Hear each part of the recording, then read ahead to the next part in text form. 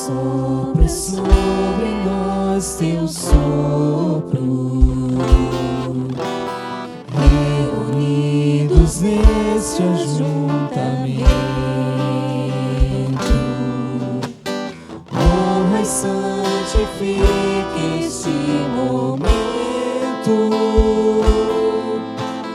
com a tua igreja que é teu povo. Faz teu rio de paz correr no meio destes que por fé vem bendizer-te, e a uma voz oferecer-te seus louvores, súplicas e anseios. Tu és o Senhor de toda a glória,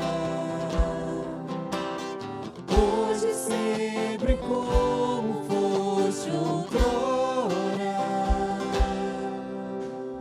no correr da história, revelando seu amor. Deus bendito, Rei e Salvador. Deus bendito, Rei e Salvador. Deus bendito, Rei e Salvador. Deus bendito, Rei e Salvador.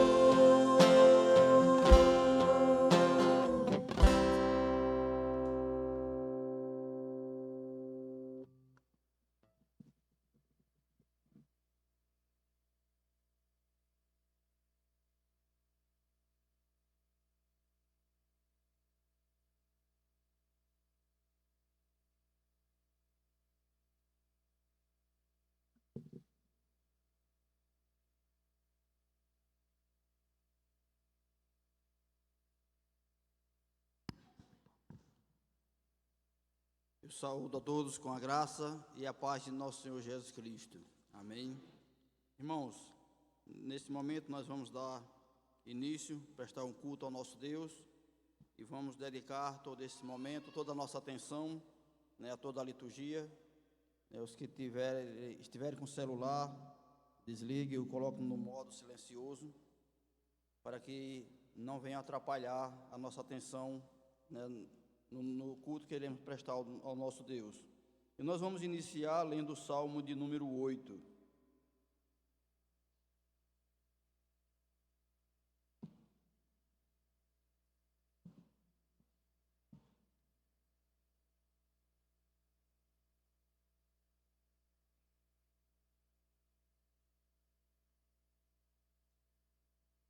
Salmo de número 8, leitura alternada. Ó Senhor, Senhor nosso, quão magnífico em toda a terra é o teu nome, pois expuseste nos céus a tua majestade.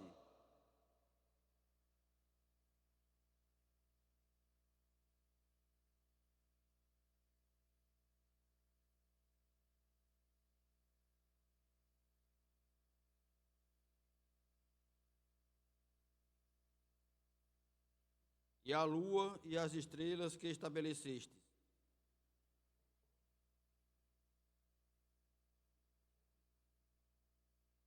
Fizeste-o, no entanto, por um pouco menor do que Deus, e de glória e de honra o coroastes.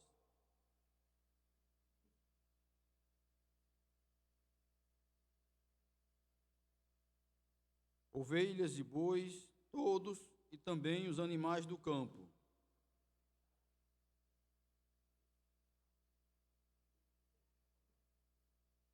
Todos.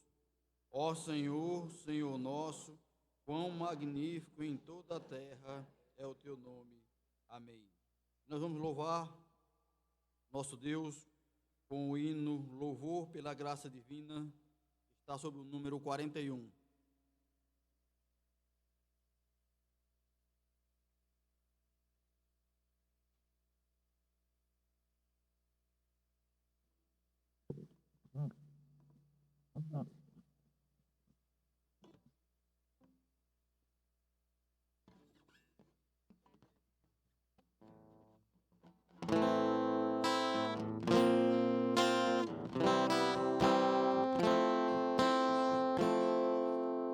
Louvai, louvai, Cristo bom mestre divino, por nós a cruz ele sofreu, morreu.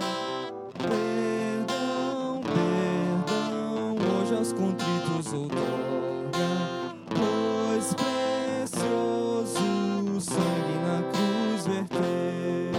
Sim, louvai, Ele tão exaltado, mediador que nunca nos faltará. Louvai, louvai, proclamai a grandeza do perdão, da graça que a todos dá. Louvai, louvai, Cristo bom mestre divino, conselhos bons dá ele ao pecador. Anunciai as bênçãos maravilhosas concedidas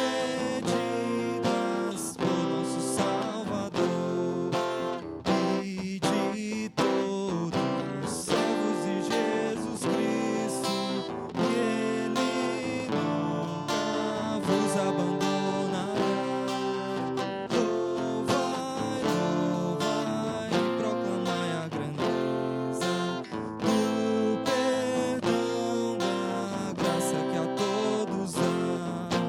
Louvai, louvai, Cristo bom mestre divino, cantai, cantai, seu grande amor cantai, fiéis cantai, de coração bem unidos, seu poder e glória louvai, louvai, ao pastor que cuida do seu rebanho, Cristo assim os crentes protegerá.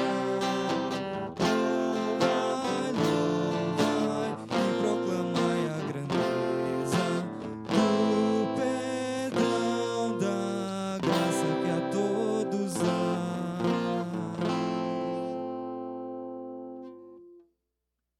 Mais uma leitura no Salmo de número 51.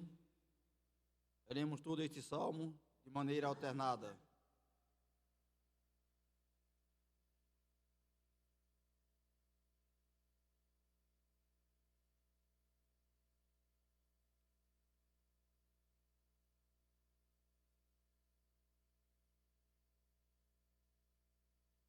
Salmo 51, leitura alternada, leamos. Compadece-te de mim, ó Deus, segundo a tua benignidade, e segundo a multidão das tuas misericórdias, apaga as minhas transgressões.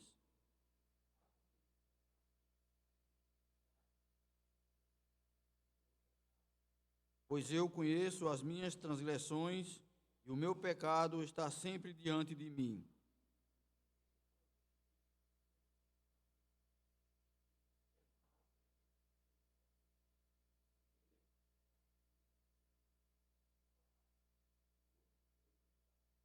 Eu nasci na iniquidade, e em pecado me concebeu minha mãe.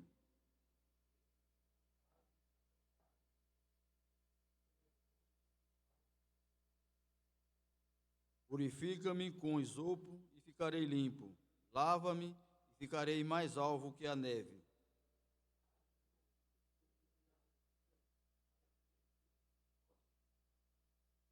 Esconde o rosto dos meus pecados e apaga todas as minhas iniquidades.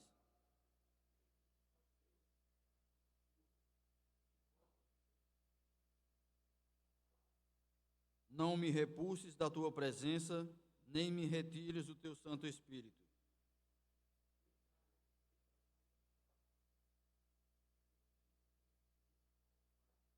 Então ensinarei aos transgressores os teus caminhos, e os pecadores se converterão a ti.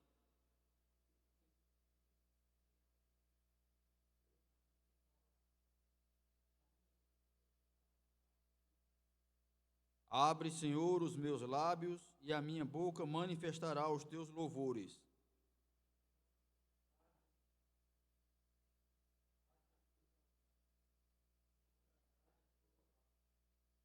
Sacrifícios agradáveis a Deus são o espírito quebrantado, coração compungido e contrito, não o desprezarás, ó Deus.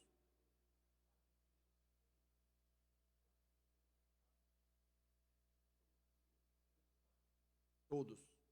Então te agradarás dos sacrifícios de justiça, dos holocaustos e das ofertas queimadas, e sobre o teu altar se oferecerão novilhos. Amém.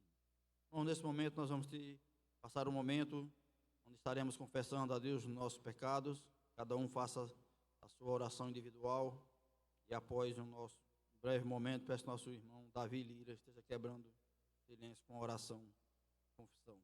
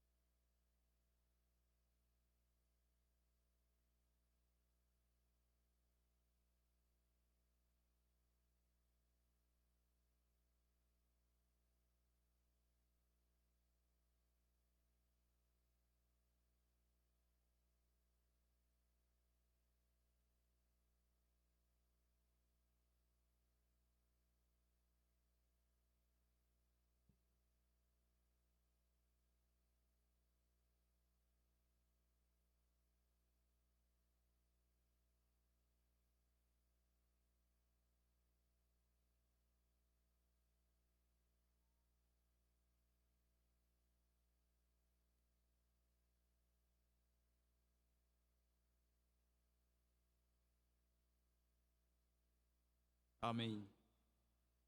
Passamos mais uma leitura ainda no livro dos Salmos, agora no Salmo de número 24.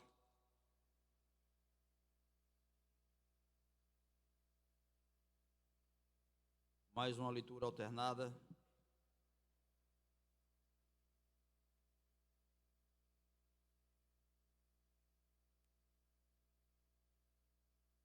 Salmo de número 24, leamos.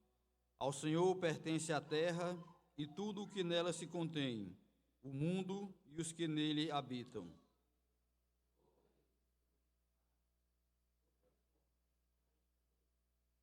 Quem subirá ao monte do Senhor? Quem há de permanecer no seu santo lugar?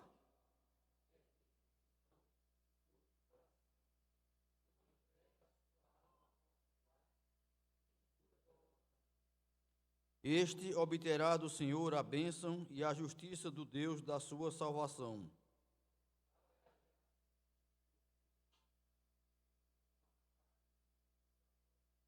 Levantai, ó portas, as vossas cabeças, levantai-vos, ó portais eternos, para que entre o Rei da Glória.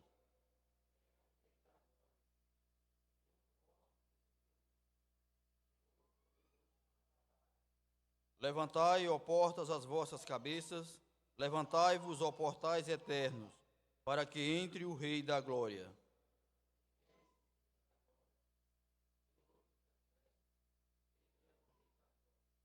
Amém. Vamos, nesse momento, ser elevados numa oração de louvor. Eu convido o nosso irmão Genival, que esteja fazendo essa oração de louvor ao nosso Deus.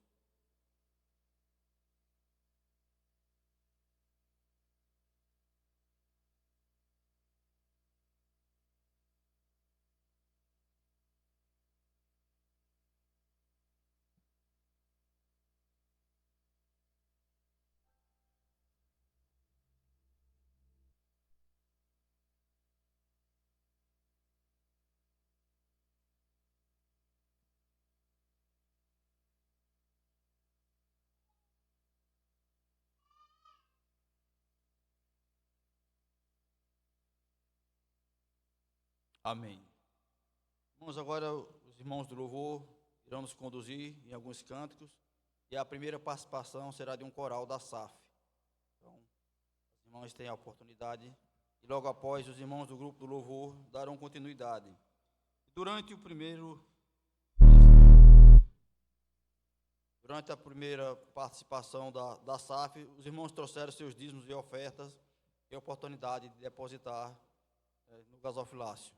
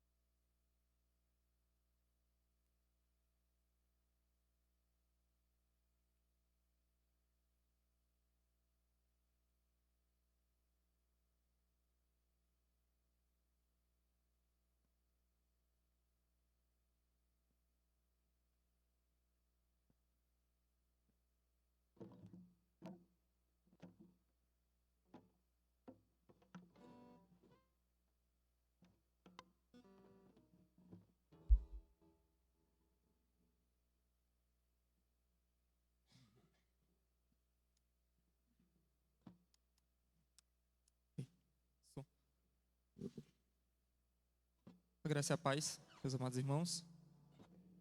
Vamos ficar de pé nesse momento? Já fomos introduzidos com essa canção da SAF. Louvado seja o Senhor pela vida das nossas irmãs. Vamos continuar cantando que estamos na presença do nosso Deus. Jesus, em Tua presença, nos reunimos aqui, contemplamos Tua face e nos rendemos a Ti.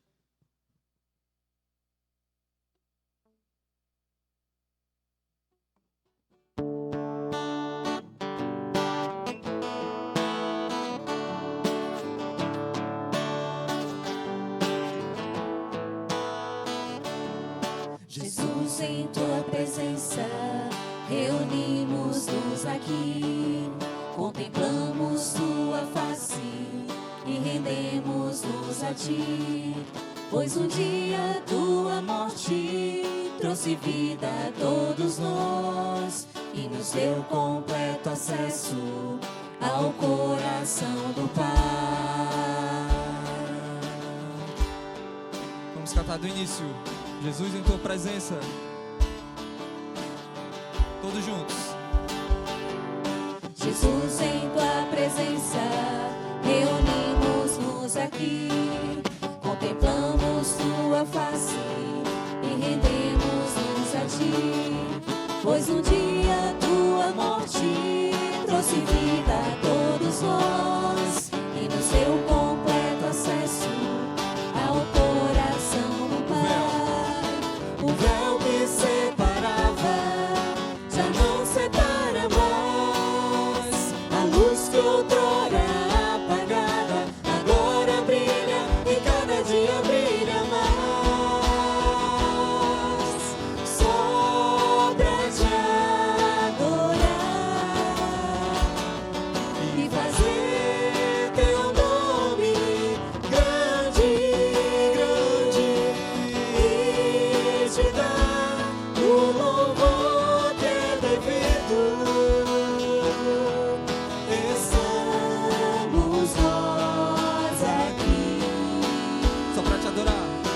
só pra Te adorar e fazer Teu nome grande e Te dar o louvor que é devido. Estamos nós aqui, estamos nós aqui, estamos nós aqui.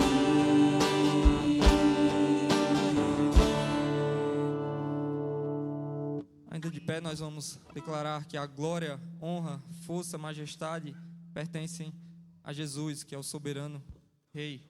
Ele que morreu por cada um de nós, vencendo na cruz a morte e o pecado. Cantemos. Aleluia, Hosana.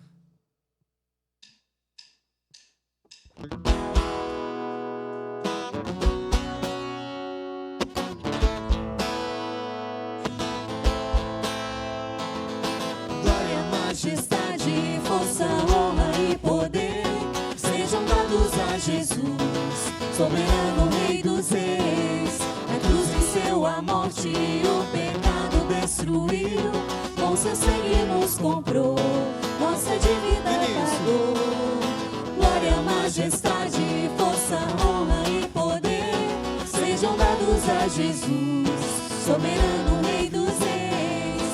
Na cruz venceu a morte e o pecado destruiu, com seu sangue nos comprou, nossa dívida pagou. Aleluia, Hosana, glórias ao Cordeiro. Nós Te adoramos e a Te celebramos com ações de graça, cantos de alegria, pois convém louvar-Te, ó Senhor.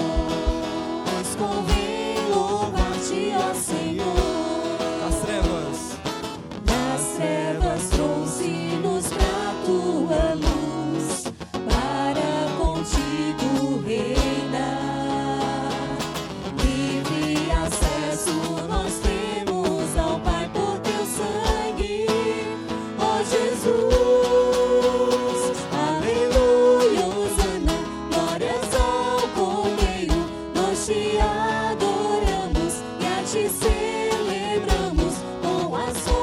de graça, cantos de alegria, pois convém louvar-te, ó Senhor.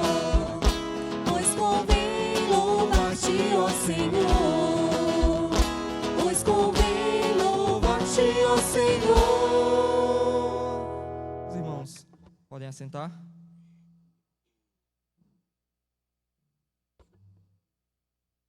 Ainda vamos cantar essa música que tem por título O Amor de Deus.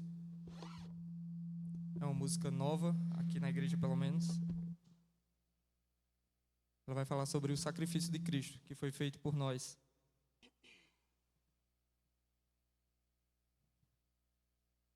Cantemos então.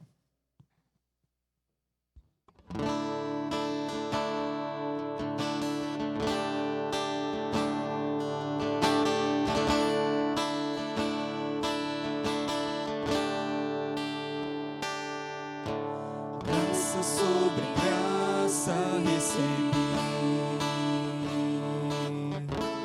e da plenitude renasci.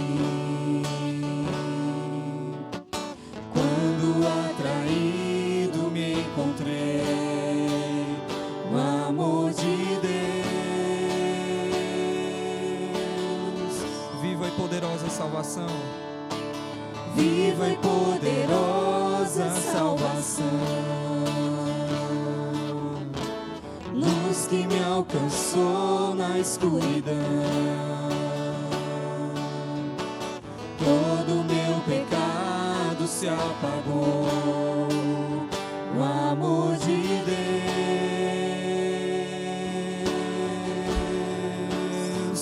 Logo eu, um pobre pecador, logo eu, tão fraco e tão devedor, logo eu, de graça recebi o amor de Deus.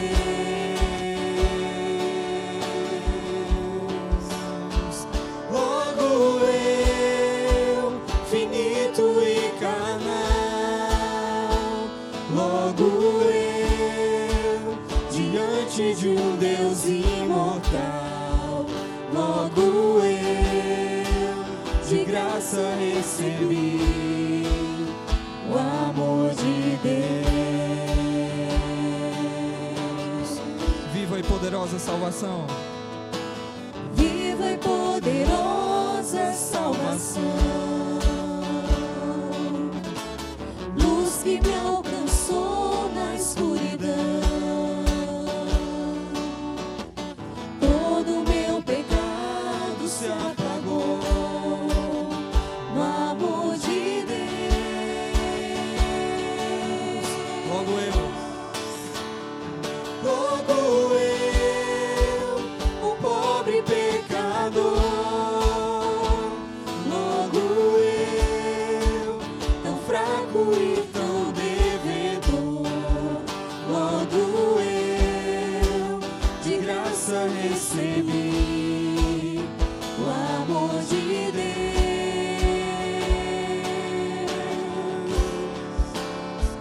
Logo eu, finito e carnal, logo eu, diante de um Deus imortal, logo eu, de graça recebi o amor de Deus.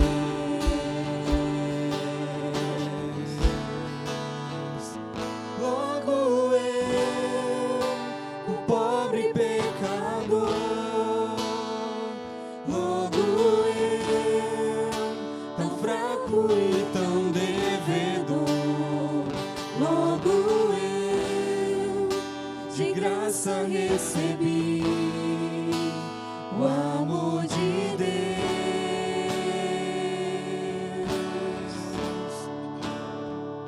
Logo eu, finito e carnal, logo eu, diante de um Deus imortal, logo eu, de graça recebi o amor de Deus.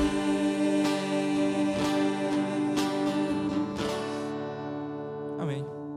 Senhor da igreja nos abençoe.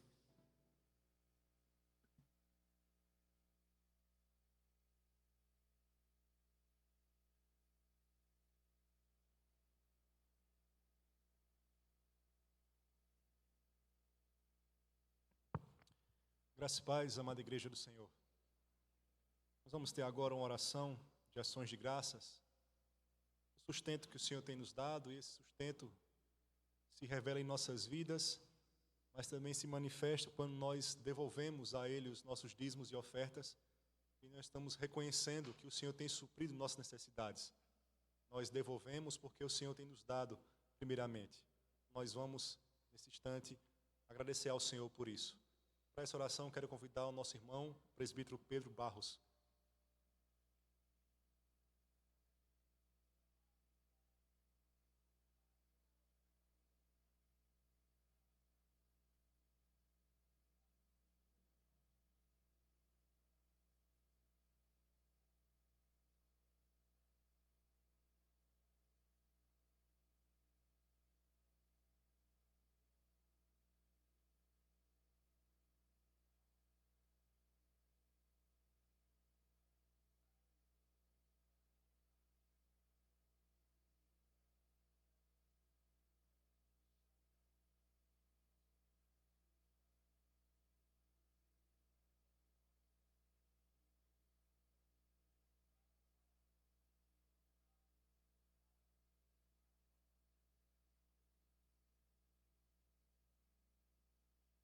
Amém.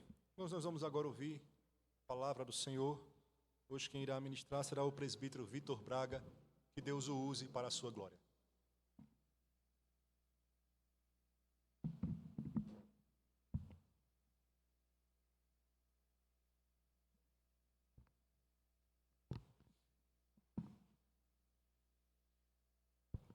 Creio em Deus Pai Todo-Poderoso, Criador do céu e da terra.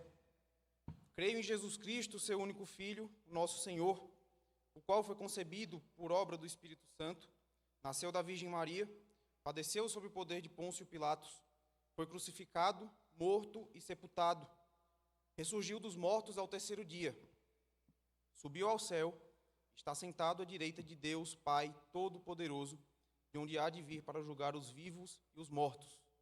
Creio no Espírito Santo, na Santa Igreja Universal, na comunhão dos santos, na remissão dos pecados, na ressurreição do corpo, na vida eterna. Amém. Com essas palavras eu quero saudar a amada Igreja do Senhor. Irmãos, quantas vezes nós não proferimos essas palavras que eu acabei de proferir, quase que de forma automática, ao longo da nossa caminhada cristã? De fato, irmãos, bom é que nós tenhamos memorizada essa fórmula em nossas mentes. Eu temo, porém, que de uns tempos para cá, com o surgimento de alguns movimentos gospel, cada vez menos doutrinários e cada vez mais, em contrapartida, sentimentalistas e focados quase que exclusivamente na atenção que Deus tem por nós, a profundidade das palavras que eu acabei de proferir esteja cada vez mais sendo negligenciada e cada vez menos absorvida pela nossa vida prática. Perceba o seguinte cenário, para trazer um exemplo disso que eu acabei de falar. Quanta ênfase nós damos na crucificação de Cristo? Quantas vezes você já se emocionou na sua casa, em algum momento de descanso, com alguma cena que apareceu ali no Kawaii, no TikTok, no status do WhatsApp, não sei exatamente, mas uma cena que retrata a paixão do nosso Senhor, e aí você imediatamente foi e publicou essa mesma cena no seu status. E aí essa cena, normalmente, ela é acompanhada, né, de uma música instrumental no fundo, música comovente, e aí tem um certo momento que dá um close no rosto de Jesus, o rosto do ator que figura Jesus, melhor dizendo, esse rosto sofrendo, e aí aparece um letreiro bem bonito assim, foi por você. Foram muitas vezes que provavelmente a gente fez isso. Mas quantas vezes, irmãos, vocês viram algum status com a outra cena? Não mais a cena do Senhor no momento da sua paixão, não mais no momento do Senhor humilhado, mas uma cena em que retrata o Senhor na sua glória. Uma cena que retrata o Senhor ascendendo aos céus. Quantas vezes você se emocionou com uma pregação que fala que Jesus Cristo é o Rei da Glória? Irmãos, com isso eu não estou querendo dizer que você está errado em se emocionar com a crucificação. Não entenda isso. Pelo amor de Deus, você está certo em se emocionar com a crucificação. Mas o ponto que eu quero chegar, ao citar esse exemplo, é que mesmo que nós confessemos que Jesus ascendeu aos céus, como diz o nosso credo apostólico, mesmo que nós confessemos que Jesus encontra-se num estado glorioso ao lado do Pai, isso pouco tem influenciado a nossa vida cristã na prática, nos dias de hoje. Porque, afinal de contas, temos uma mania gospel, entre aspas, de enfatizar apenas aquelas passagens que mais emocionam o nosso ser, por causa, às vezes, de uma carência emocional que existe em nós. E por causa disso, nós vivemos, algumas vezes, um evangelho incompleto, um evangelho desbalanceado, um evangelho que tem implicações negativas sérias no nosso relacionamento com Deus. Veja, o evangelho não foi dado apenas em partes. O evangelho não fala apenas de um Senhor crucificado, não fala apenas de um Senhor morto, um Senhor que sofre por você, mas ele fala também de um Senhor que ascende aos céus e encontra-se em estado glorioso ao lado do Pai. Não obstante, meus irmãos, nenhum dos evangelhos finaliza o seu relato com a morte do nosso Senhor. E embora Mateus e João limitem a apresentar alguns relatos de Jesus Cristo ressurreto, Lucas, e hoje a gente vai meditar um pouquinho no evangelho de Marcos, Lucas e Marcos, especificamente o autor do evangelho de hoje, eles encerram a sua narrativa com um evento que sela perfeitamente o ministério do Deus encarnado, no seu estado de glória. Ambos os evangelistas, eles vão encerrar o seu evangelho com a ascensão do nosso Senhor, com a reivindicação do nosso Senhor ao trono, o trono que lhe pertencia por direito. E hoje, em decorrência, irmãos, de uma data que é celebrada por toda a igreja espalhada pelo mundo, o domingo da ascensão do nosso Senhor, eu quero convidar a igreja a abrir as suas Bíblias em Marcos, capítulo 16. Nós meditaremos de forma breve, espero, nos versículos 19 e 20. Marcos, capítulo 16, versículos 19 e 20. Com isso, eu quero enfatizar hoje, eu quero trazer hoje à mente dos irmãos que Jesus Cristo é, de fato, por direito, o Rei da Glória. Jesus Cristo pode reivindicar para si o status de Rei da Glória.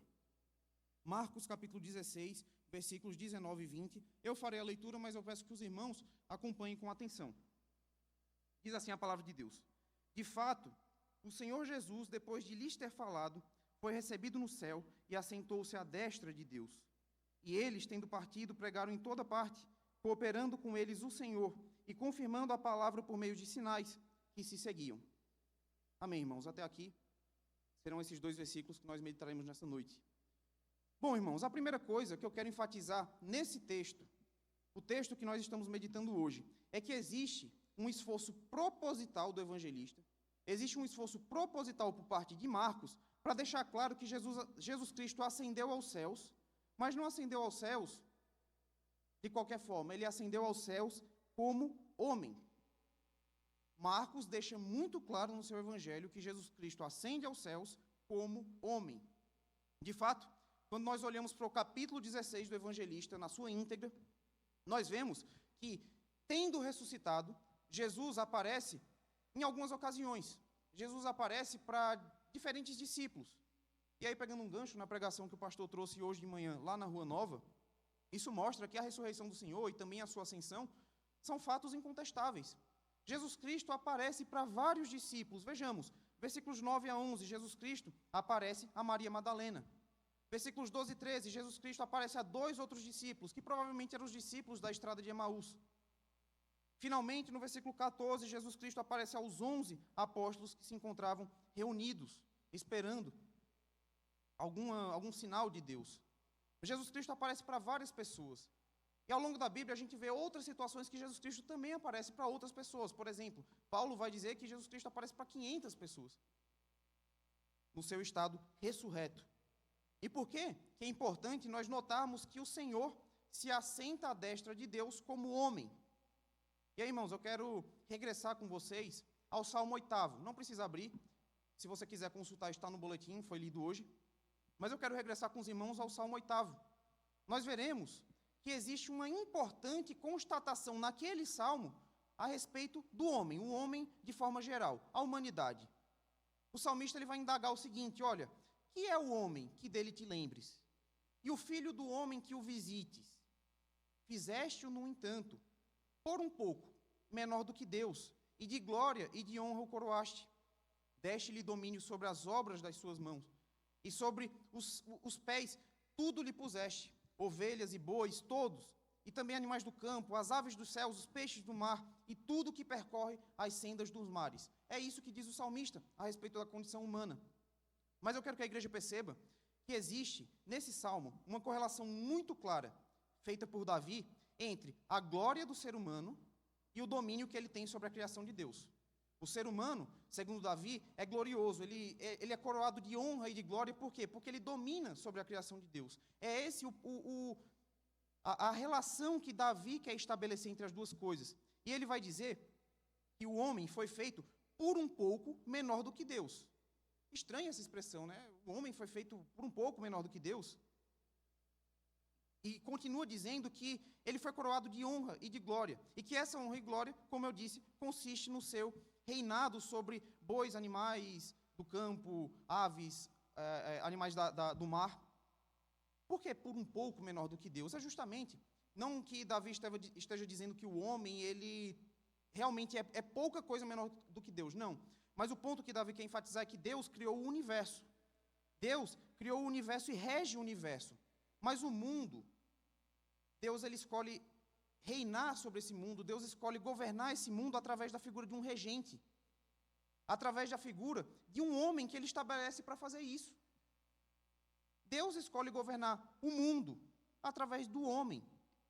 É dessa forma que Deus quer governar o mundo. Por isso que Davi vai dizer que ele é por um pouco menor do que Deus. Não, obviamente, de forma comparativa em relação às qualidades e também não em relação à grandeza de Deus, não. Mas que Deus estabeleceu o homem para governar a terra que ele criou. A ideia aqui, portanto, é que Deus escolhe governar esse mundo por meio de uma representação, por meio de um regente, por meio de um homem que ele levanta para fazer isso. E aqui, irmãos, existe um ponto de atenção. Existe um ponto de atenção nessa afirmação que eu acabo de trazer. O governo que Davi menciona no seu salmo, no Salmo 8º, se você perceber, ele tem um certo limite. Ele não é um governo absoluto, ele é um governo limitado. Esse limite existe justamente pelo fato de que o homem não é Deus. Só que hoje, nós, na condição de pecadores, na condição de descendentes de Adão, esse limite também está estabelecido pelo fato de que nós somos também pecadores. Nós não somos iguais a Deus, obviamente não somos, e também nós somos pecadores, além de tudo. Por isso, o Senhor conferiu ao homem, a nós, de forma geral, apenas o domínio de parte da criação. Não da criação como um todo. Você não é o governador do mundo. Se você acha, tem algum problema. Mas nós não somos governadores do mundo. Pelo menos não de forma total. Nós temos um domínio sobre o mundo parcial. De fato, nós herdamos de Adão resquícios da glória de Deus. Resquícios da glória que Deus pretendia conferir ao homem. Essa glória que o salmista menciona. Por exemplo, irmãos, vou trazer um exemplo muito breve. Quando você está lá na sua casa e aparece uma barata, aí todo mundo fica aperreado, né? Todo mundo fica com medo, meu Deus, a barata aqui. Mas, quando é uma criança que encontra a barata e ela fica com certo medo, você geralmente vai falar o seguinte: não, calma, ela tem mais medo de você do que você dela, né? Isso é mentira, a gente tem mais medo da barata do que ela de nós. Brincadeira à parte, irmãos, o ponto é que, de fato, veja, Deus ele promete que pavor sobre o homem, pavor do homem, viria sobre os animais. Isso confere parte do domínio que o homem tem sobre a criação. E, de fato, se você perceber, os animais, de forma geral, eles têm medo do ser humano. Eles não se sentem confortáveis na presença do ser humano, confortáveis no sentido de, estou salvo aqui, ou vou avançar sobre ele. Pelo menos de forma geral, não. Então, isso mostra que nós, de forma geral, nós como homens, herdamos parte dessa glória que Deus queria conferir ao ser humano. Nós, de fato, parcialmente dominamos sobre a criação. Parcialmente temos controle sobre essa criação.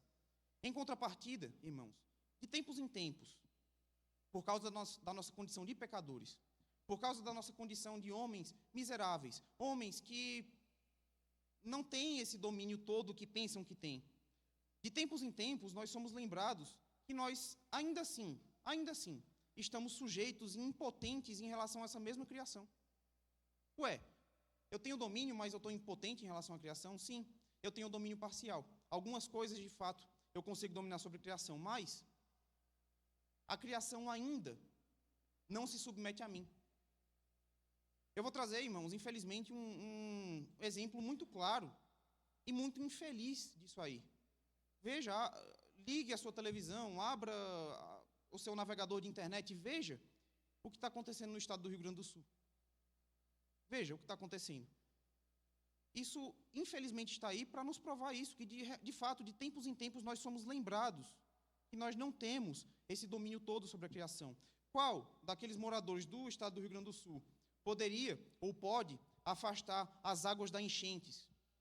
Qual daqueles homens pode repreender os céus para que as chuvas parem de cair, parem de inundar o rio? Qual deles pode fazer isso? Nenhum deles. Nenhum deles. Mas não somente isso, irmãos. Quem de nós, agora trazendo para exemplos mais práticos, quem de nós pode repreender qualquer tipo de doença? Tem algumas igrejas aí que falam que você pode, né? Ah, se você disser que está repreendido, aí pronto, aí acabou. Miraculosamente a doença passou. Não é assim. Você sabe que quando você está doente e doenças um pouco mais graves, não é simplesmente você repreender a doença e acabou, não. Nós estamos submetidos a essas doenças. Ou mesmo, irmãos, quem de nós pode evitar a morte? Quem de nós? Tem aquele ditado, né? Quando chega o seu dia, não tem para onde correr. Chegou o seu dia. Quem de nós pode repreender a morte? Quem de nós, irmãos, pode dizer ao mar, acalma-te, emudece? Quem de nós pode dizer ao paralítico, levanta-te e anda? Quem de nós pode dizer ao morto, menina, levanta? Quem de nós pode fazer isso? Nenhum de nós, irmãos. Nenhum de nós.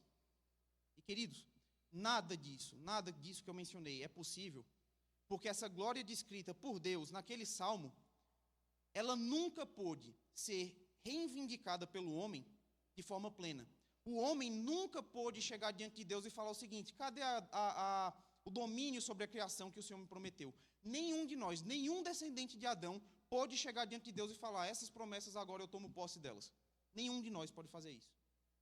Nenhum de nós pôde fazer isso jamais. Se Adão, irmãos, se Adão tivesse sido fiel a Deus no momento em que foi colocado no jardim, se ele tivesse governado o mundo com santidade, se ele tivesse expulsado aquela serpente maligna do jardim, coisas maiores do que são prometidas pelo Salmo 8 seriam possíveis para Adão. Coisas maiores do que aquelas que são mencionadas pelo Salmo 8. Coisas maiores do que as que são mencionadas pelo Salmo 8 seriam possíveis a nós também. Se Adão tivesse sido fiel no jardim, nada disso não poderia ser reivindicado. Pelo contrário, tudo não seria possível. Porque, afinal de contas, irmãos, Deus esperava que o homem governasse de forma justa, para que então ele pudesse derramar cada vez mais, ampliar cada vez mais os estados de bênção do ser humano. Portanto, irmãos, apenas um homem totalmente puro poderia adentrar os portões celestiais de Deus, reivindicar para si o governo do mundo e, quem sabe, depois o governo do universo. Apenas um homem puríssimo poderia fazer isso. É isso que vai dizer, por exemplo, o Salmo 24, também lido nesta noite. O Salmo 24 vai dizer o seguinte: quem subirá ao monte do Senhor? Quem há de permanecer no seu santo lugar? O que é limpo de mãos, puro de coração, que não entrega a sua alma à falsidade, nem jura dolosamente, esse obterá do Senhor a bênção e a justiça do Deus da sua salvação. Versículos 3 a 5 do Salmo 24. Apenas um homem puríssimo poderia reivindicar para si essas condições que Deus estabelece para o ser humano. Naturalmente, não posso dizer que isso coube a nós. Não coube. Nós estamos destituídos da glória de Deus. Nós não somos merecedores de honra nenhuma, de glória nenhuma. Mas, irmãos, e quanto ao homem-Deus perfeito? O homem-Deus que pisou nos lugares em que nós pisamos. O homem-Deus que pisou nos caminhos em que nós pisamos e em momento nenhum se desviou do propósito do seu Pai. E quanto a esse? O que é que Deus tem a falar desse homem? O que é que Deus tem a falar do homem em quem não se achou mancha nenhuma de pecado? O que Deus tem a falar desse homem Deus? O que a Bíblia tem a falar a respeito dele? Sabe o que ela diz? Hebreus vai dizer o seguinte: Jesus, tendo sido feito menor do que os anjos, por causa do sofrimento da morte, ele foi coroado de glória e de honra. Hebreus capítulo 2, versículo 9. Hebreus ainda vai dizer no seu capítulo 1, que esse mesmo Jesus, esse mesmo homem que pisou aqui e foi puríssimo, ele sustenta todas as coisas pela palavra do seu poder. Hebreus capítulo 1, versículo 3. Paulo, por sua vez, vai dizer que ele foi exaltado à mais alta posição, e a ele, Deus lhe deu o nome que está acima de todo nome. Filipenses capítulo 2, versículo 9. João, na sua visão beatífica do Apocalipse, testemunha o coro que é prestado a esse mesmo Jesus Cristo, dizendo o seguinte: digno é o Cordeiro que foi morto de receber o poder, a riqueza, a sabedoria, a força, a honra, a glória e o louvor. Irmãos, por isso mesmo, irmãos, perceba, e eu quero que você preste atenção nisso, por isso mesmo, Marcos, ele vai finalizar o seu evangelho dizendo o seguinte: o Senhor Jesus, depois de lhes ter falado, foi recebido nos céus e assentou-se à destra de Deus. Irmãos, se você estudar o evangelho de Marcos com atenção, você vai perceber que o autor praticamente nunca, ao longo dos seus 15 capítulos, ao longo dos seus 16 capítulos e 18 versículos finais, ele nunca vai se referir diretamente a Jesus Cristo como Senhor. Nunca. Você pode procurar na sua Bíblia. Ele nunca vai se referir diretamente, ele nunca vai falar, ó, o Senhor Jesus Cristo fez isso. Nunca. Com exceção, obviamente, das vezes em que ele relata outras pessoas se dirigindo a Jesus. Aí tudo bem. Mas o próprio Marcos, enquanto narrador, ele nunca vai se referir a Jesus Cristo como Senhor. Até agora. Aliás, irmãos, existe uma coisa ainda interessante para você notar. Eu peço que você abra rapidamente lá o primeiro capítulo de Marcos. O primeiro versículo de Marcos, inclusive. Eu quero que a igreja leia de forma audível.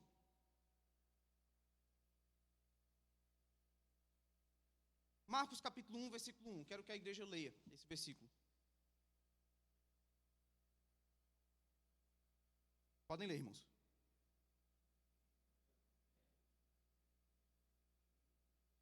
Princípio do Evangelho de Jesus Cristo, Filho de Deus. Marcos não diz assim, princípio do Evangelho do Senhor Jesus Cristo, Filho de Deus. Ele não diz isso, não é verdade? Mas agora, no versículo 19 do capítulo 16, parece que Marcos, ele quer que nós percebamos que Jesus, depois de ter feito a purificação dos pecados, assentou-se à direita da majestade nas alturas, para lá tomar a sua posição de direito, que era qual? A de Senhor de todas as coisas.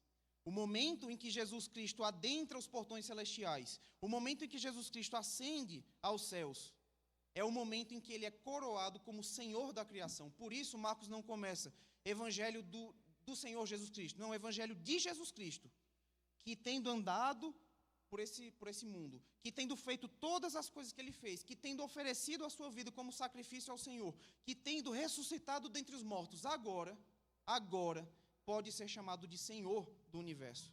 Agora sim ele pode dizer, de fato, o Senhor Jesus, depois de lhes ter falado, ele foi assunto aos céus, ou ele assentou-se à destra de Deus. Esse momento, irmãos, é o momento em que o Salmo 24 vai falar. Ele vai falar o seguinte: quem é o Rei da Glória? Quem é o Rei da Glória? O Senhor, forte e poderoso. O Senhor, poderoso nas batalhas. O Senhor dos exércitos. Ele é o Rei da Glória. Nós cantamos aqui, né? Quem é esse Rei da Glória? E nós terminamos a música como? Jesus. Ele é o Rei da Glória. De fato, Jesus Cristo é o Rei da Glória. Aleluia, irmãos. Aleluia. Nós temos um Rei digno de toda a honra que possui. Nós temos um Rei digno de todo louvor, de toda exaltação. Nós temos um Rei que pode reinar de fato, que merece o cargo em que ele está. Sabe, irmãos, qual é a implicação disso na nossa vida? Jesus Cristo não é um político.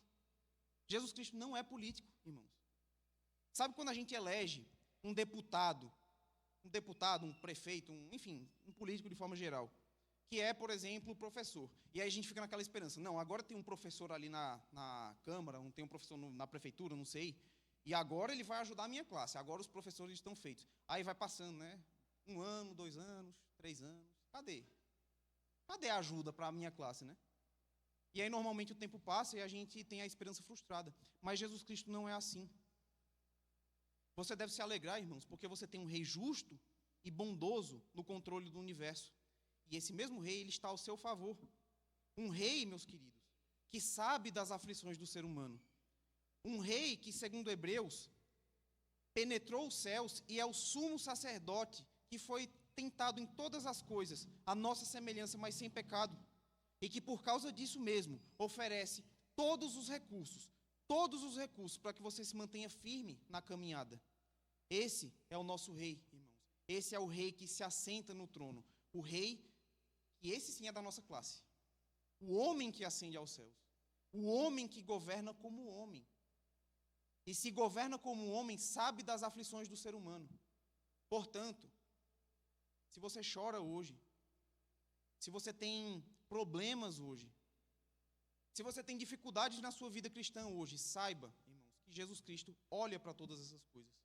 Saiba que Jesus Cristo governa sobre todas essas coisas e que Ele não faz mal nenhum para você. Que todas as coisas acontecem para o bem daqueles que amam a Deus. E que, portanto, no último dia, Ele enxugará de todo o rosto toda lágrima, porque afinal de contas é o homem Deus que está reinando no universo neste exato momento.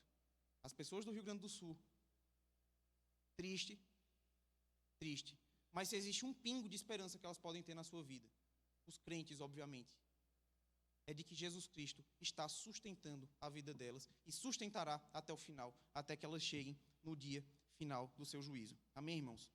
Então nós entendemos que de fato Cristo toma o seu lugar de direito de Senhor do universo, e que Ele agora governa ao lado do Pai como homem.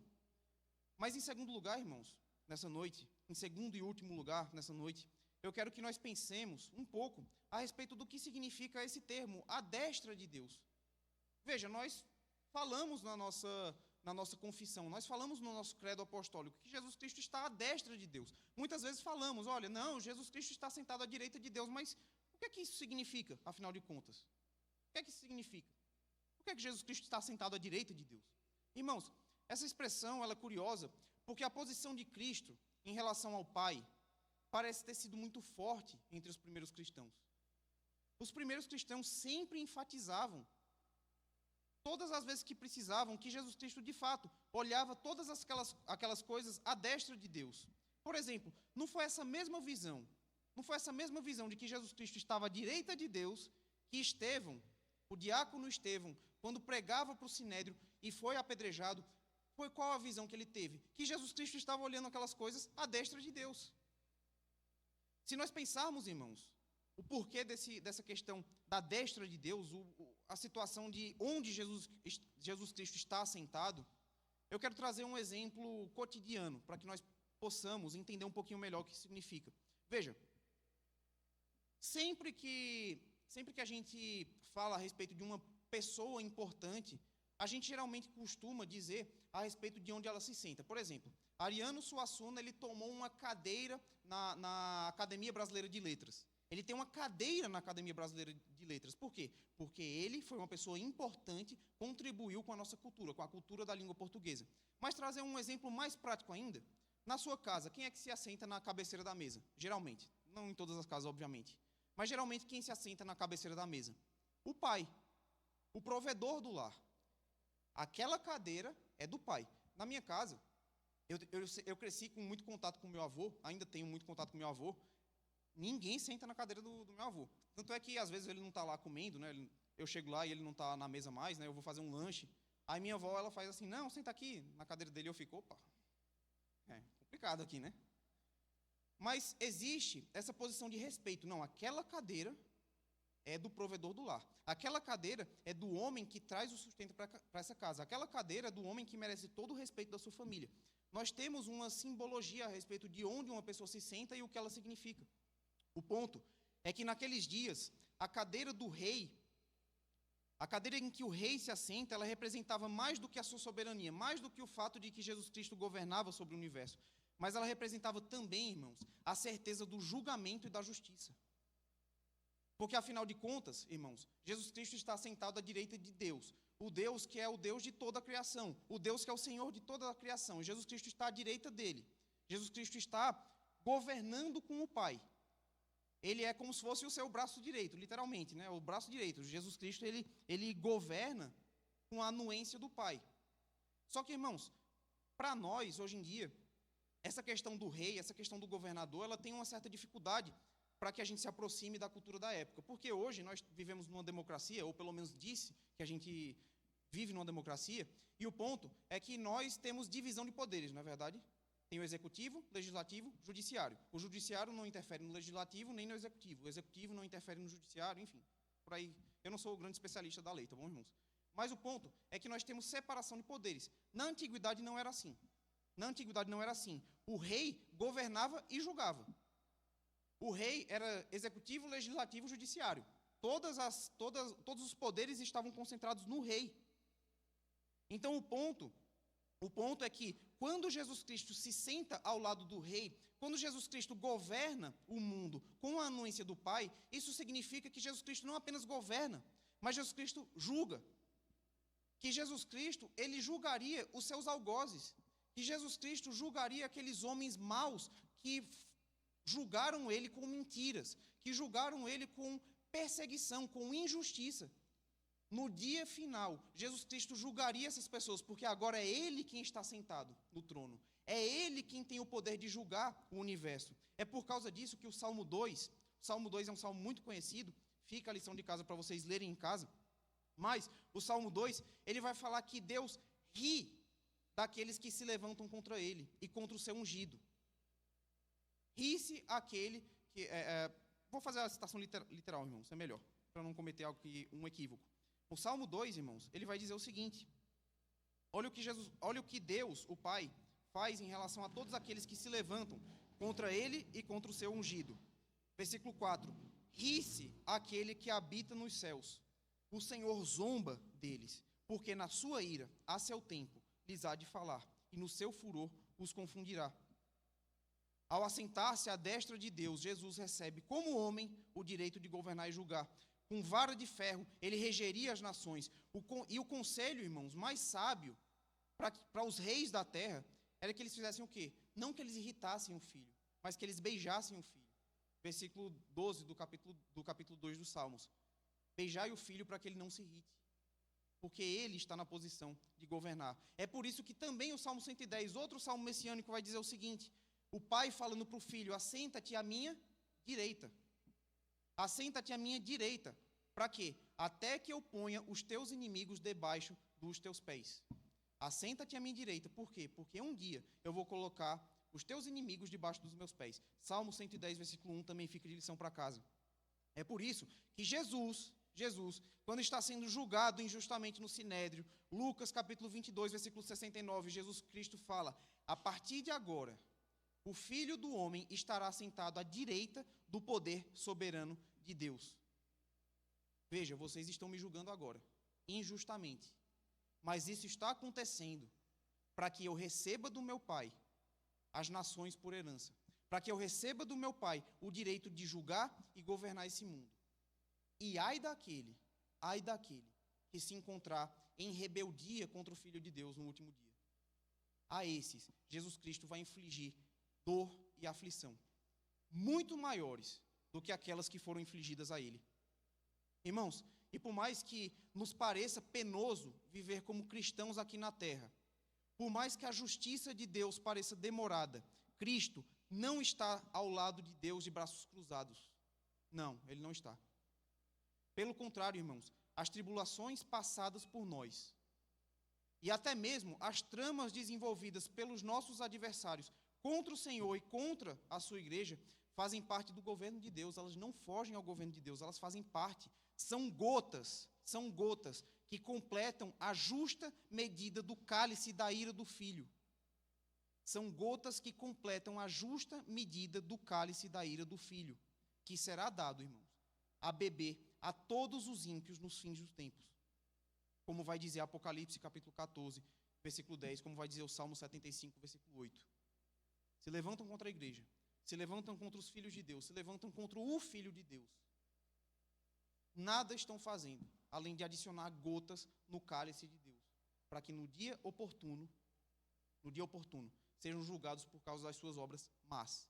Jesus Cristo não se assenta à destra de Deus para ficar olhando o universo.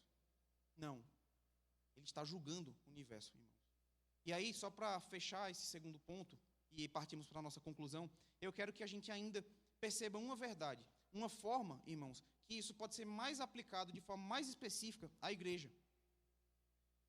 Veja, irmãos, esse julgamento que Deus está preparando para os seus inimigos, ele tem a participação direta da igreja. Ué, como assim? Sim. Você, irmãos, você está sendo usado por Jesus Cristo para julgar o mundo. Mas como eu estou fazendo isso? Por meio da pregação do Evangelho. Através da pregação do Evangelho, a igreja participa do julgamento do mundo.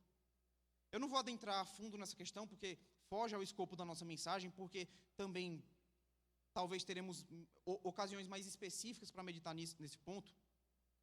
Mas quando você está lendo sobre a ascensão do Senhor, quando você está lendo sobre os relatos da ascensão do Senhor, você vai perceber que a ascensão do Senhor sempre está associada à ordem de Jesus para a evangelização. Sempre.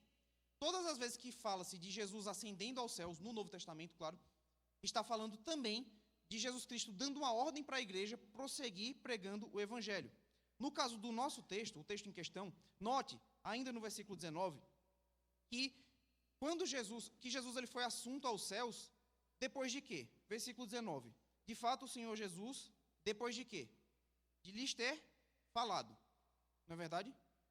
Jesus, depois de lhes ter falado, aí sim é que ele ascende aos céus. Mas o que foi que Jesus falou?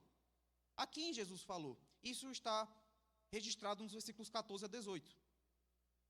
Versículos 14 a 18 vai mostrar o conteúdo da mensagem de Jesus, mas eu quero que a igreja leia o versículo 15, do mesmo capítulo, só alguns versículos antes. Versículo 15 de Marcos. A igreja toda, por favor.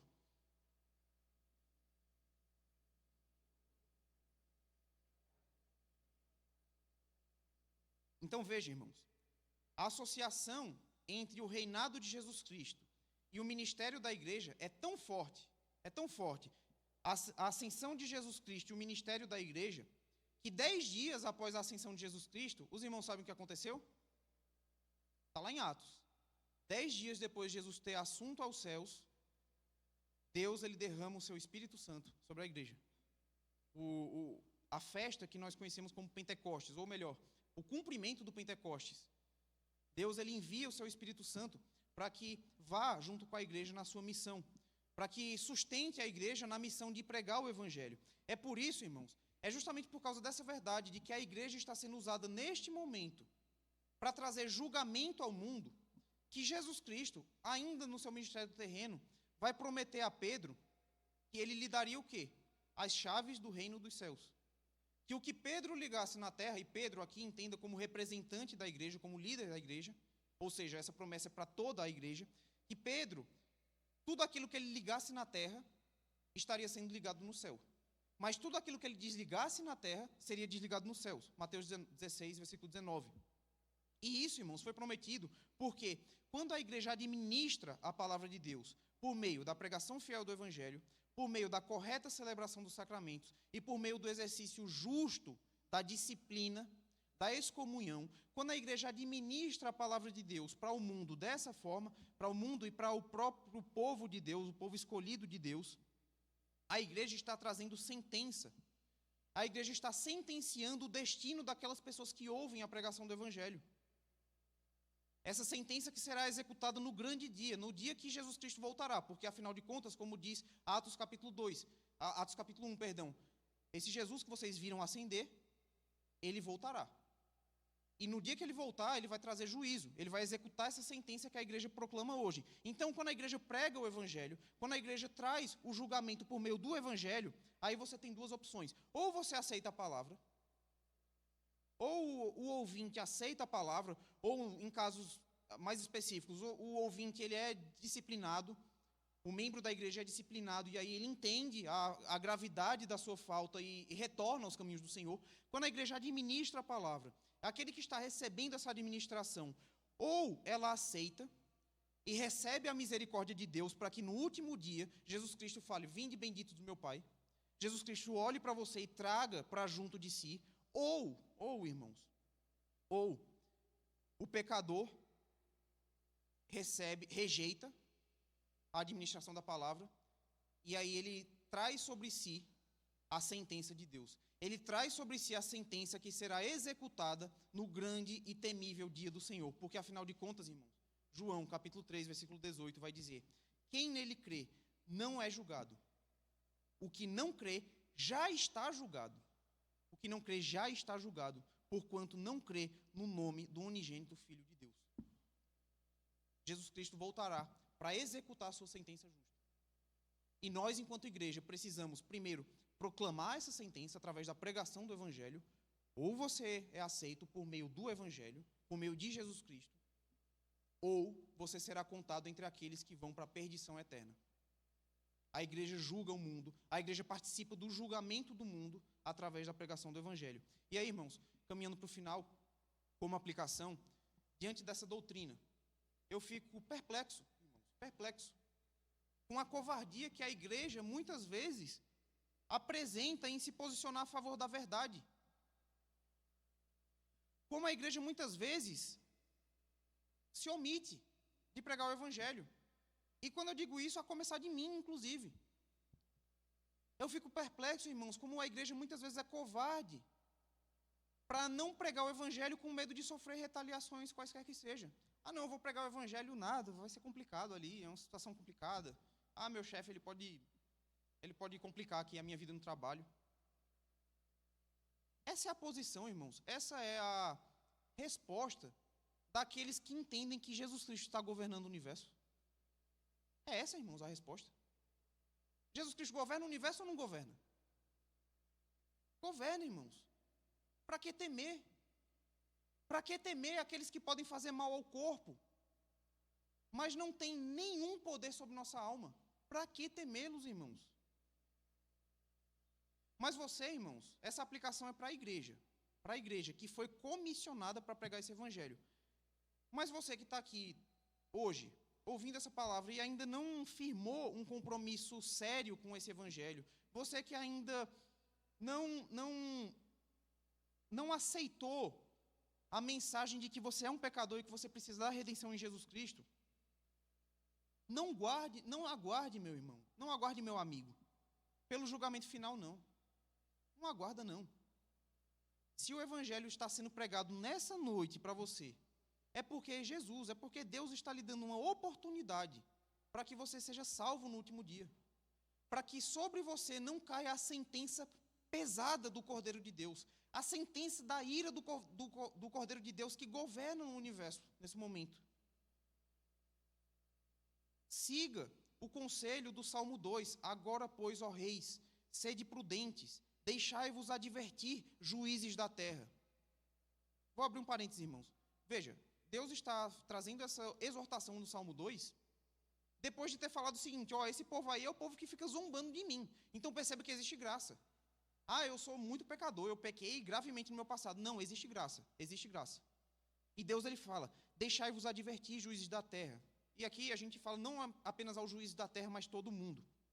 Servi ao Senhor com temor, e alegrai-vos nele com tremor. Beijai o filho para que se não irrite, e não pereçais no caminho, porque dentro em pouco se lhe inflamará a ira. E bem-aventurados são todos aqueles que nele se refugiam. Aceite esse conselho de Jesus Cristo. Aceite, irmãos, a verdade de que você é pecador e você precisa do Evangelho de Cristo. Concluindo, meus irmãos, eu quero concluir essa mensagem retomando aquela reflexão inicial que nós fizemos. Veja, muitas vezes nós nos emocionamos com passagens específicas do Evangelho, ao mesmo tempo que nós desprezamos praticamente outras passagens, como essa da ascensão de Cristo. Irmãos, e o ponto é que, se o ápice do Evangelho emocional que nós seguimos, se o ápice desse pseudo-evangelho que seguimos, esse evangelho desbalanceado que seguimos, é um Jesus Cristo morto na cruz, um Deus Pai que parece que está enviando Jesus Cristo quase que chorando, fala: ei, meu Deus do céu, por que é que eu tive que fazer isso? Oh, meu Deus. Oh, meu Deus, eu tive que dar Jesus Cristo por você, e eu te amo tanto.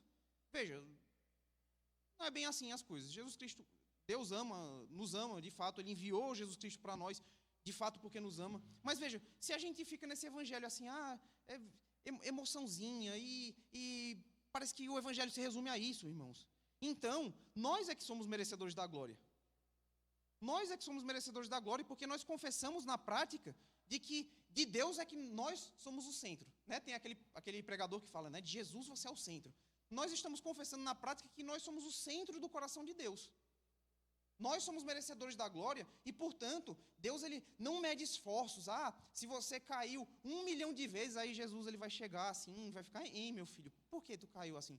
Veja, nós não somos merecedores da glória, irmãos. De fato, Jesus Cristo, ele compartilha essa graça conosco. Mas o evangelho diz respeito a Jesus Cristo, não ao homem.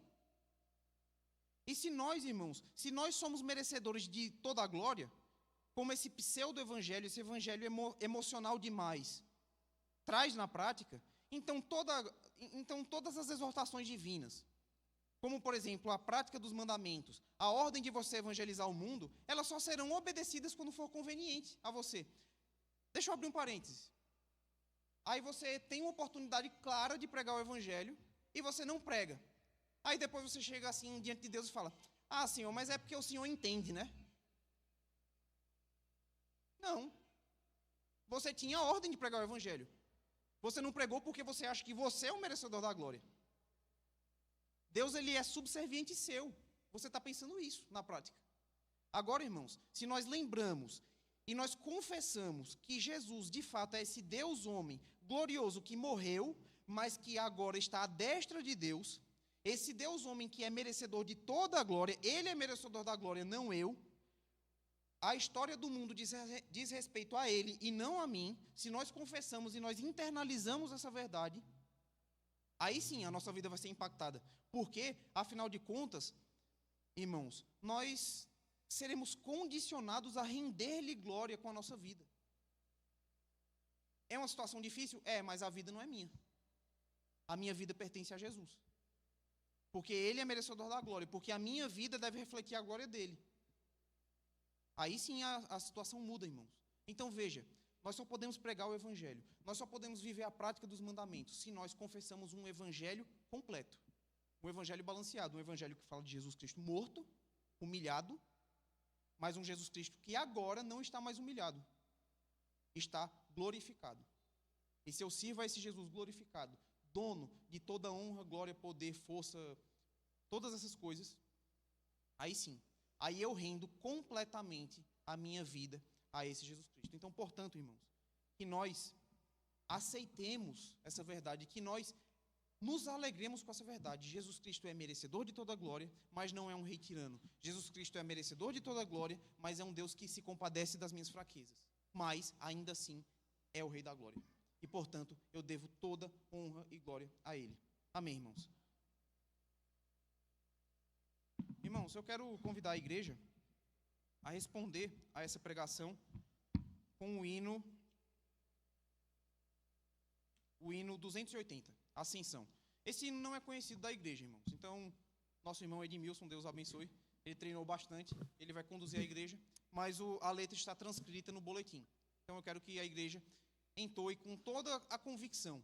Entoe essa verdade com toda a convicção. E para esse cântico, irmãos, eu quero que a igreja se coloque de pé, em atitude de reverência ao nosso Senhor.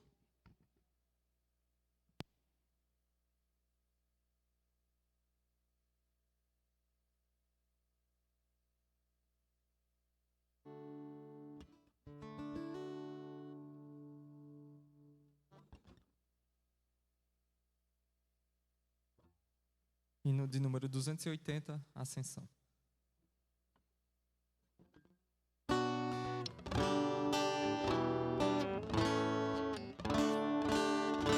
Subiste ao céu triunfador, tudo agora és o Senhor, venceste, Rei da glória. Vamos de novo do início que eu perdi o tom.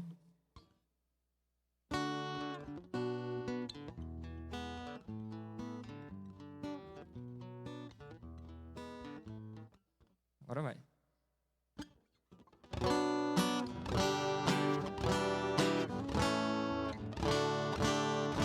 Subiste ao céu triunfador, de tudo agora és o Senhor. Venceste, Rei da glória. Eis que te sentas junto ao Pai. Colher em breve a igreja vai as bênçãos da vitória. A cruz é luz, o pecado expiado, vida e morte. Tudo está em mão que é forte. Clamamos. Vai sair melhor o playback, realmente. Tentamos ensaiar, só que é um hino bastante diferente, até no tempo mesmo. Vou pedir para Davi, se possível, colocar o playback. Ele tem alguns tempos bem difíceis, bem chatinhos de pegar.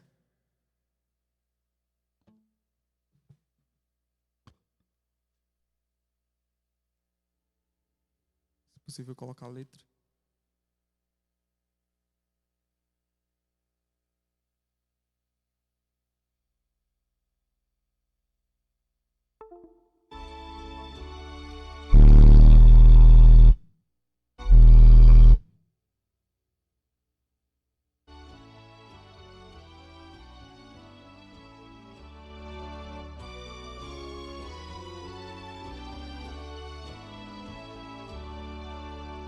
Subiste ao céu triunfador, de tudo adoras tu, Senhor. Venceste, Rei da glória. Eis que te sentas junto ao Pai. Colher em breve a igreja vai as bênçãos da vitória. A cruz é luz, o pecado expiado, vida e morte. Tudo está em mão que é forte. Atrai-nos bem a ti, Jesus, que andemos sempre em tua luz e o reino teu busquemos, para que vivamos com temor e humildes pelo teu amor, o mal abandonemos. Da rei a grei, que lutando sob teu mando seja firme, e sua fé ao mundo afirme.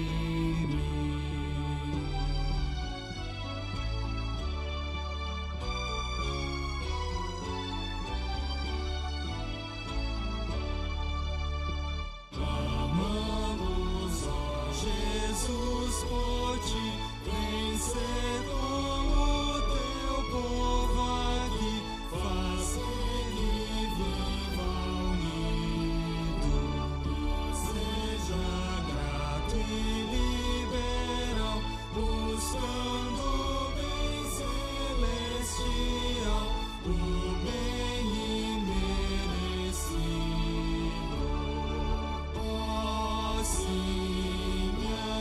Assim, nós constantes e exultantes juntaremos nossas mãos, louvar-te-emos. Amém.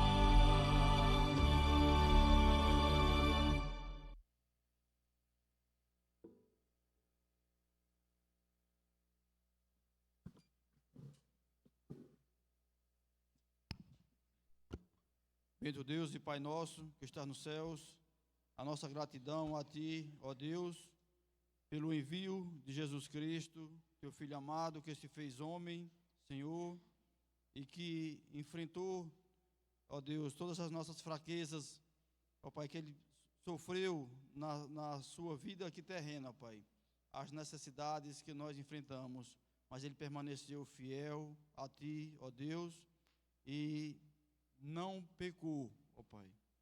E Ele venceu a morte, padeceu numa cruz, venceu a morte, e o Senhor o ressuscitou, e hoje Ele está à destra de Deus Pai, como Senhor e aquele que julgará o mundo com justiça e com juízo, reto juízo, ó Pai. E nós, como igreja, ó Pai, dá-nos a graça, Senhor, de podermos observar, ó Pai, a Tua palavra, e que não nos envergonhemos de falar desse grande amor para conosco e da missão que é de advertir aqueles que estão trilhando o caminho da perdição, ó Pai, mas que com amor e com humildade, ó Pai, possamos proclamar o Santo Evangelho, mesmo em dias difíceis, mesmo nos momentos em que as pessoas estão escarnecendo do Teu nome, Senhor, mas continuemos firmes a pregar a Tua palavra e a testemunhar da Tua palavra. Nos ajuda, nos fortalece, nos abençoe, em nome de Jesus. Amém.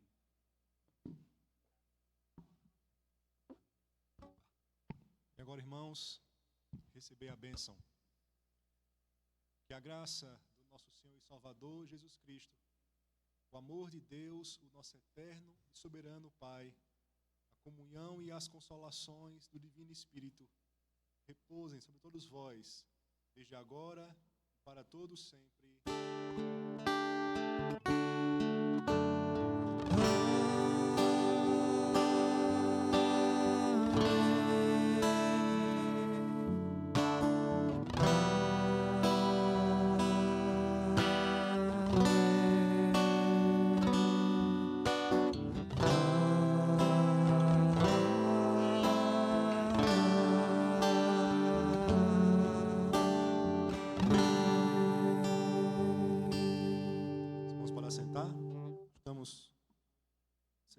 Mas teremos alguns avisos.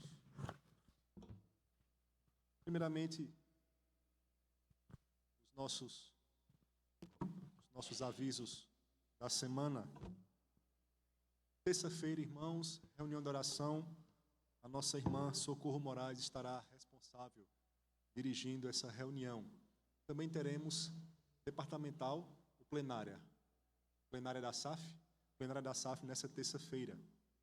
Então, o momento devocional será conduzido pela nossa irmã Socorro Moraes, e será também um momento para que toda a igreja esteja aqui orando ao Senhor. Também a terça-feira, às 19 horas, nós teremos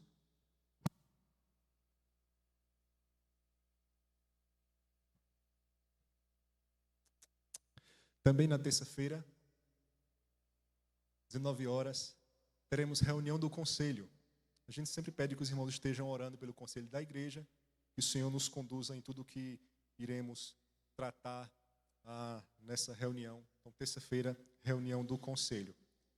Quarta-feira, irmãos, nós começamos na última quarta, daremos continuidade aos nossos cultos nos lares. Esse mês de maio é um mês voltado para a família. Então, tivemos na última quarta o nosso primeiro culto no lar, na casa dos irmãos Socorro e Everaldo. Teremos agora o nosso segundo culto no lar. Será na casa dos pais do nosso irmão diácono Davi Braga. A casa fica onde, Davi? Rua da Arena Galorote, número 151. Será passado nos grupos, para que você possa então estar presente. Os pais de Davi não fazem parte da igreja, mas abriram suas portas. Será uma oportunidade de estarmos ali enquanto igreja, também levando a palavra do Senhor, eles que gentilmente abriram suas portas para que nós pudéssemos estar reunidos ali. Nós já o visitamos junto com a equipe de visitas e agora iremos retornar com grande parte da igreja para celebrarmos o Senhor. Então, próxima quarta-feira, 19 horas. Quinta-feira, irmãos, nós teremos o nosso estudo às 19 horas, também com tema voltado para a família. Nessa quinta, quem vai estar à frente será o presbítero Esdras. pastor irá para Mulungu, também é uma programação voltada para a família lá na congregação. Então, nesta quinta, assume o trabalho o presbítero Esdras Andrade. Sexta-feira, o nosso programa de rádio, a partir das 17 horas. Domingo, 9 da manhã, Escola Bíblica Dominical, 18h30, o nosso culto solene.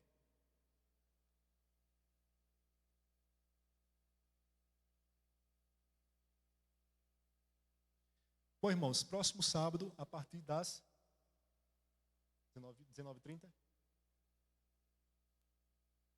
Bom, então, próximo sábado, nós teremos o aniversário do nosso presbitério.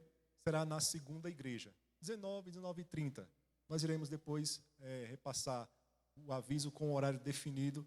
Nós não temos o horário ainda estabelecido, ou se temos, nos falta a informação, mas irá chegar ao conhecimento dos irmãos. Então, reserve essa data, próximo sábado, 19 ou 19h30, na segunda igreja, aniversário do nosso presbitério, aniversário do PAP. Algum outro aviso, fora a palavra do nosso irmão Genival? Próximo sábado, reunião dos adolescentes, às 15h30. Agora sim, quero passar a palavra para o nosso irmão, presidente da UPH, Genival.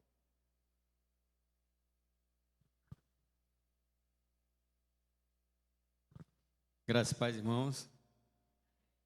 Como esse mês é comemorado o mês da família, hoje em especial também é comemorado o Dia das Mães, né? E a UPH não podia deixar passar sem fazer uma singela homenagem, né?